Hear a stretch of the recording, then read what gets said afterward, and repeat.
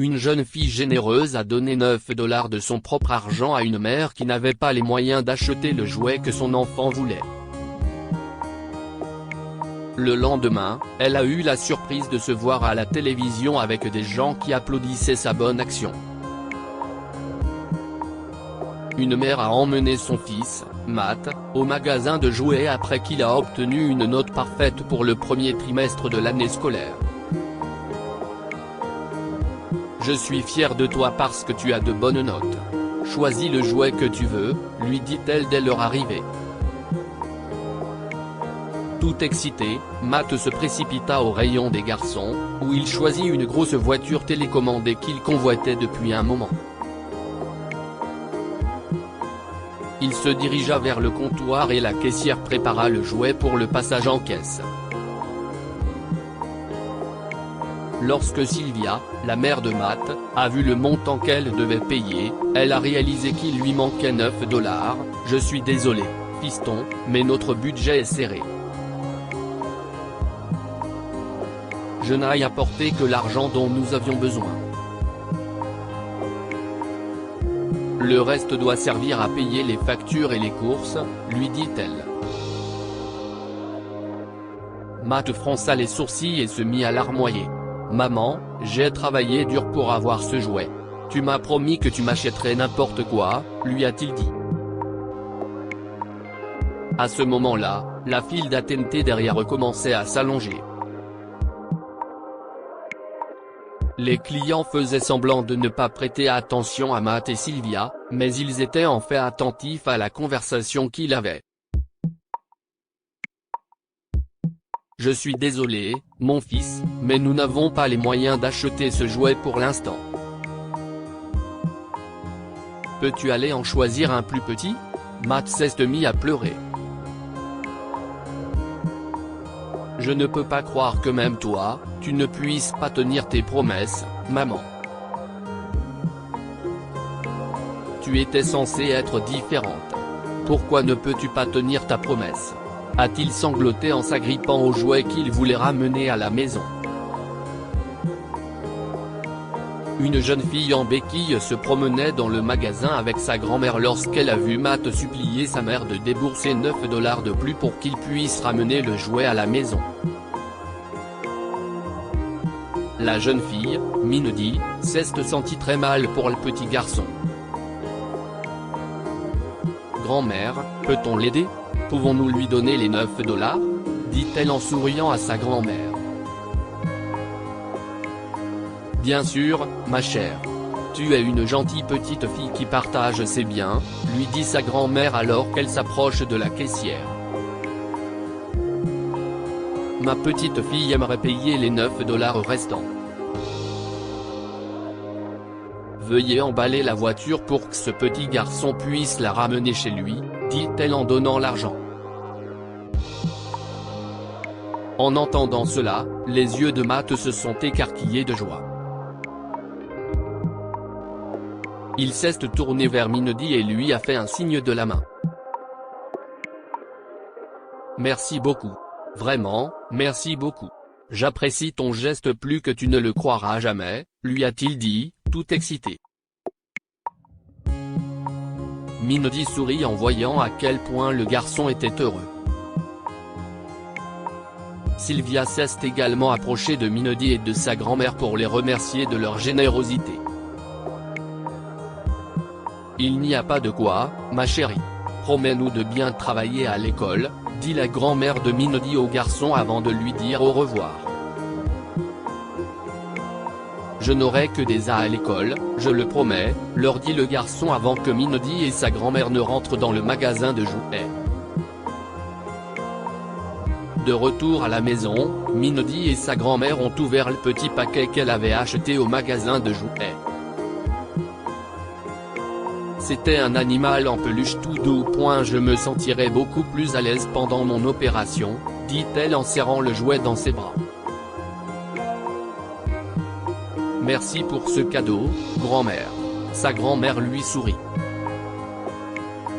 « Il n'y a pas de quoi, ma chérie. Merci d'avoir partagé ton argent avec Matt au magasin de jouets. Tu as bien fait. Mindy resta silencieuse pendant un moment, réalisant qu'elle devait trouver un moyen de gagner 9 $. L'argent qu'elle avait donné au garçon était censé faire partie de ses frais de chirurgie, et maintenant elle devait le compléter. Je vais chercher ma tirelire, grand-mère. Je suis sûre qu'il y a plus de 9 $ dedans, dit-elle, mais sa grand-mère l'arrête rapidement et lui dit de ne pas s'inquiéter. Je couvrirai les 9 $, Mindy. Ne t'inquiète pas, lui a-t-elle affirmé en l'embrassant sur le front. Le lendemain, la jeune fille est réveillée par sa grand-mère qui l'appelle dans le salon. « Regarde, Mindy. Tu es à la télé », lui a-t-elle crié. Mindy a pris ses béquilles et s'est précipitée dans le salon où elle a vu la chaîne d'information locale diffuser une vidéo d'elle et de sa grand-mère tendant de l'argent à la caissière pour payer le jouet du jeune garçon. Le propriétaire du magasin de jouets a voulu récompenser Mindy pour sa gentillesse et a demandé à la chaîne de télévision de l'aider à la retrouver. Si vous regardez ceci, gentille fille, revenez visiter notre magasin, a déclaré le propriétaire du magasin en direct à la télévision. Surprise, Mindy a regardé sa grand-mère, souriant d'une oreille à l'autre. On a encore le temps d'aller au magasin de jouets, grand-mère ? A-t-elle demandé. Oh, absolument. Ton opération est prévue pour ce soir. Allez, habille-toi pour qu'on aille au magasin, lui dit sa grand-mère. Lorsqu'ils sont arrivés au magasin de jouets, Sylvia, Matt et le propriétaire du magasin les ont accueillis. CISTL. Matt l'a fait remarquer dès que Mindy est entrée. Sylvia et son fils Matt m'ont raconté ce que tu as fait pour eux. Merci pour ton altruisme, gentille fille, dit le propriétaire du magasin, M. Perkins, à Mindy. Qu'est-il arrivé à ta jambe ? Mindy explique qu'elle a eu un accident en faisant du vélo. Elle a expliqué qu'elle avait reçu un vélo d'occasion d'un de ses cousins, mais qu'il était trop vieux et qu'il s'était affaissé sous son poids, ce qui l'avait fait tomber et lui avait cassé la jambe.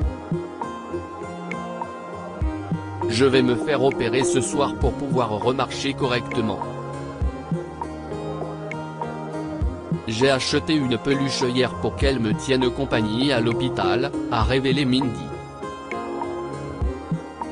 Monsieur Perkins a été surpris de constater que l'histoire de Mindy ne se limitait pas à donner de l'argent à Matt pour son jouet, et il a donc décidé de faire quelque chose pour cette gentille fille. Il lui a proposé de payer l'intégralité de son opération et lui a promis un vélo flambant neuf du magasin de jouets une fois qu'elle serait rétablie. Il est vrai que le gentil monsieur a tenu parole. Il a payé l'opération de Mindy et, une fois qu'elle s'est complètement rétablie, il l'a autorisée à choisir le vélo de son choix dans le magasin. Finalement, Mindy a commencé à faire du vélo au parc avec d'autres enfants, dont Matt, qui est devenu un bon ami. Que pouvons-nous apprendre de cette histoire ? Aider une personne ne changera peut-être pas le monde, mais cela peut changer celui de cette personne. Matt avait le cœur brisé parce que sa mère n'avait pas pu tenir sa promesse de lui acheter tous les jouets qu'il voulait. En fin de compte, Mindy est intervenue pour les aider, ce qui a incité Matt à continuer à bien travailler à l'école et à rendre l'appareil. Votre gentillesse vous reviendra. Mindy a utilisé une partie de l'argent destiné à son opération pour aider un étranger. En fin de compte, sa gentillesse a été récompensée lorsque le propriétaire du magasin de jouets a proposé de payer son opération et lui a même offert un nouveau vélo. Partagez cette histoire avec vos proches. Elle pourrait les inspirer et leur faire plaisir.